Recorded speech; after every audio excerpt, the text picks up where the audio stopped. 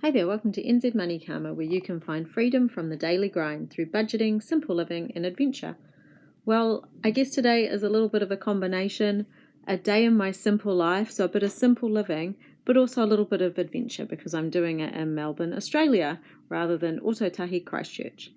No matter where I am in the world, though, I kind of like to live the same way. So I'm not doing anything too dissimilar than what I would do in my normal life, except for I'm doing it somewhere different. I'm starting the day, I'm having a chai, and I'm going to do a bit of a cleanup. My kids had the option of staying with me today and doing what I was going to do, or going with my husband, and they both chose going with my husband. So I said I would tidy up, and they left first. And then now the house is all tidy. Well, house is an exaggeration. Now the flat is all tidy, the Airbnb where we're staying. I'm going to be able to head out. I'm by myself, so yeah, the day is my own, and I guess I can do whatever I like, which is a new and novel experience. For anyone else who has kids out there, you'll know what I mean.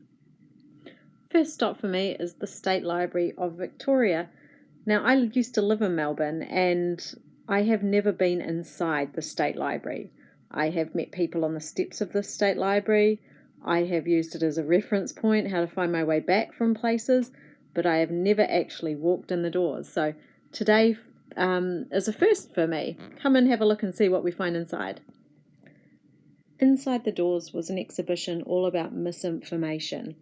About how we, I guess the consumer of that information, are manipulated. And it was manipulation in all sorts of different ways. There were examples of manipulation through illustrations, lots of examples of how Aboriginal people, there's been misinformation about Aboriginal people and how that's been exploited in advertising, or how that's been misrepresented in advertising as well.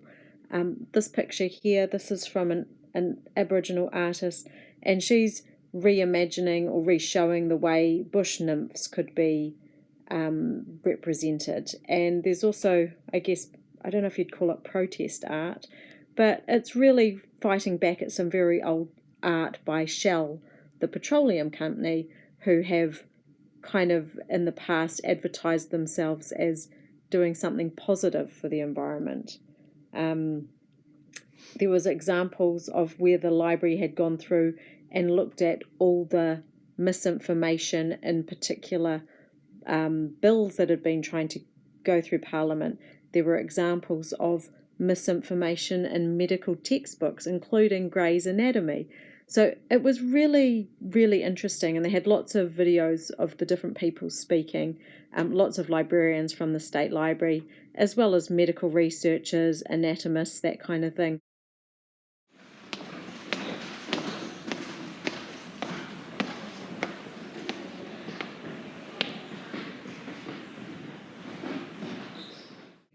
The library itself is just an absolutely beautiful building with this gorgeous dome at the top, a massive, I guess it's a study room. It reminds me very much of a very old library in London. Lots of beautiful desks, lamps, the kind of place that just makes you want to get a textbook out and start studying it.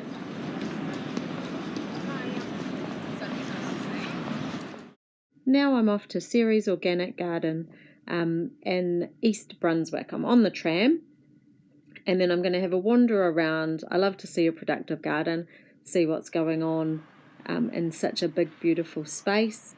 I also really wanted to go to the bookshop here, but unfortunately it was closed. It was the one day where they were doing a stock take.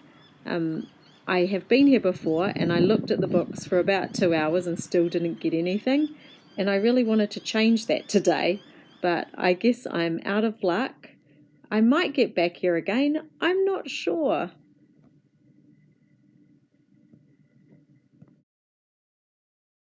I'm back into the city and I hop off early because I think I would like to have a look at those Parliament gardens.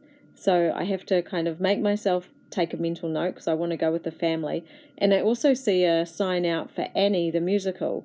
And my family loves the musical, so I think maybe we could go along to it. But it actually doesn't start till the following week, so we're out of luck.